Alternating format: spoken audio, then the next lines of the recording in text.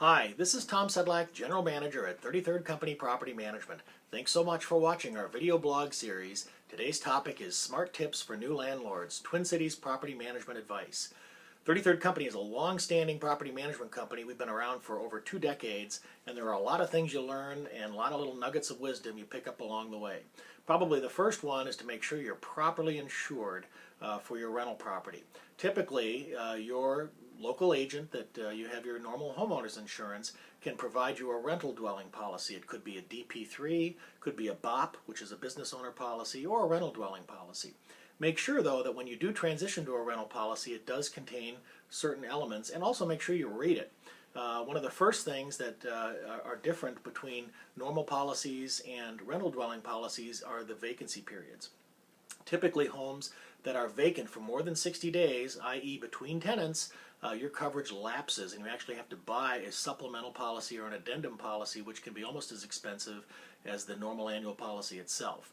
So make sure that you're aware if there's any vacancy limitations on your rental dwelling insurance. Also, loss of use. Make sure that you're covered for loss of use. If the home were to burn down and the tenants were to vacate, not only are you out for the structural damage, but you're also out of all of the obtainable rents and the utilities during the time that you have no tenants in place and you're not collecting any rent. And then lastly, the big thing to worry about for insurance is making sure you have adequate general liability insurance. We recommend $1 million worth of general liability insurance to cover anything that might occur at the property, any injuries or damages. You want to make sure that you're fully covered. If there's a lawsuit from a tenant because they fall down the stairs because the railing pops off the wall, who's to know whether it was screwed into the studs or the drywall or it wasn't installed properly, because most people weren't the original builders or aren't aware of how the home was constructed, and there could be even hidden hazards in the home that you may not be aware of. So having a good general liability policy is critical to protect you and to protect the equity in that home. You don't want to lose that equity.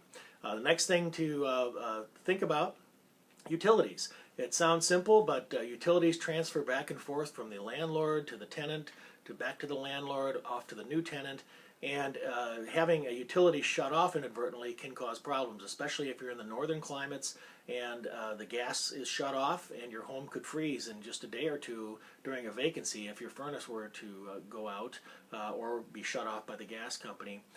Make sure that you call your utility companies and put all of your utilities into what's called a landlord account. And then that way it's just simply the billing that reverts back to the landlord between tenancies, not the shutting off and the reestablishment of a utility account with each of those utilities. Water utilities typically are city or county utilities. Those typically are collected by the city governments, run by the city governments, and any unpaid bills, whether from the tenant or from the owner, would actually revert to the property taxes. So water utilities are a particular concern to check at the end of tenancies to make sure the tenants don't have any aggregated unpaid bills that would revert to your property taxes. Lastly, smart landlords tuck away a small percentage of their rent revenue every month to cover for home maintenance costs and repairs, as well as vacancies. Typically about 5% is a good amount to tuck away. It really depends on the age of your home, depends on how quickly your home rents, whether it's in a good rental area or not, and so you have to kind of factor all that in.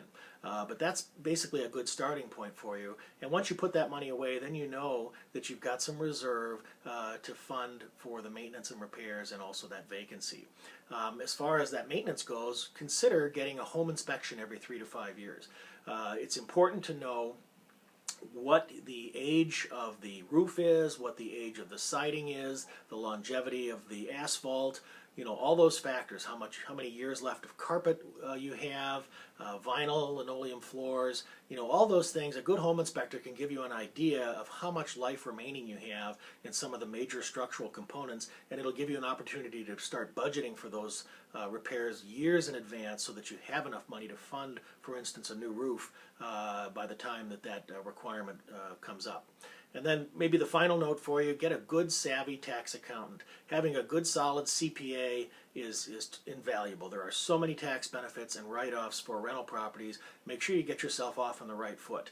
While TurboTax is a great tool If you're not familiar with all the tax benefits of a rental property, or you don't integrate it into your own personal finances and have a good tax strategy, you're probably not going to be as well served as if you sat down with a CPA and mapped out your tax strategies and you all got on the same page right off on the right foot. And then after that, maybe you could transition back to TurboTax. But get yourself a good solid CPA and that'll help you the most. Hope these tips are helpful. Thanks again for watching and good luck with your rental properties.